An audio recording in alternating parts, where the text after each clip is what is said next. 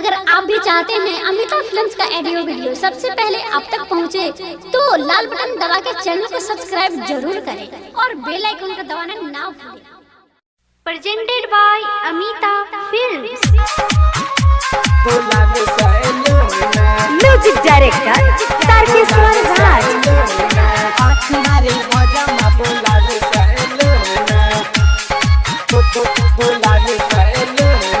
कमर लचका के जाली हाई स्कूल में, कमर लचका के जाली, कमर लचका के जाली हाई स्कूल में, कमर लचका के जाली हाई स्कूल में।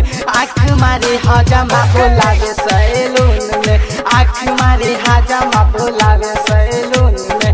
दिनों राती रहेला तो ये चक्कर में, दिनों राती रहेला,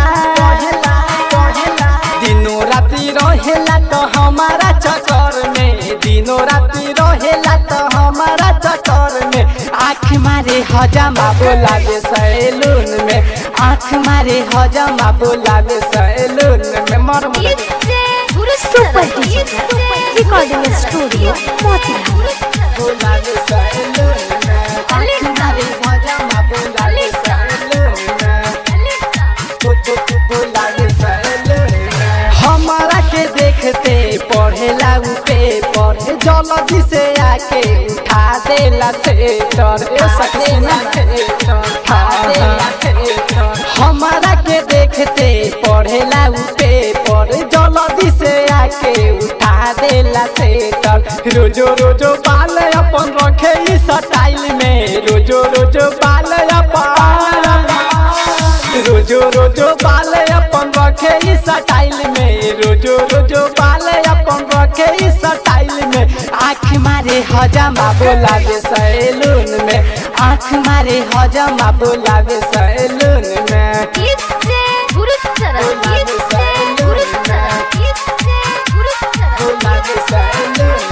म्यूजिक डायरेक्टर तारकेश्वर राज। चेहरा के हरदम रखे ई समाइल, कबो जब लेट होला देखे बार बार टाइम, ए सखी पीछा ना छोड़ेला देखे बार बार टाइम। चेहरा के हरदम रखे ई समाइल, कबो जब लेट होला देखे बार बार टाइम। रतिया में रोजो आवे ऊ हमरा सपना में, रतिया में रोजो आवे,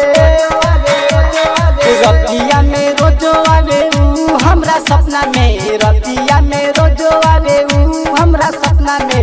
आँख मारे हजामा बोलावे सैलून में, आँख मारे हजामा बोलावे सैलून में।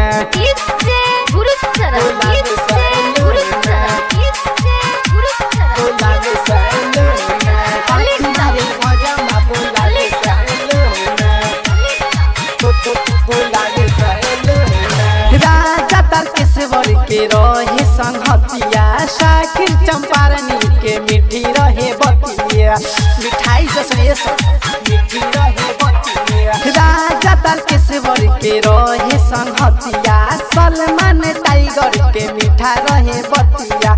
सरवन सवरिया से मिलम हम नाइट में, ईसा दीवाना से, ईसा दीवाना से मिलम हम नाइट में, ईसा दीवाना से मिलम हम नाइट में।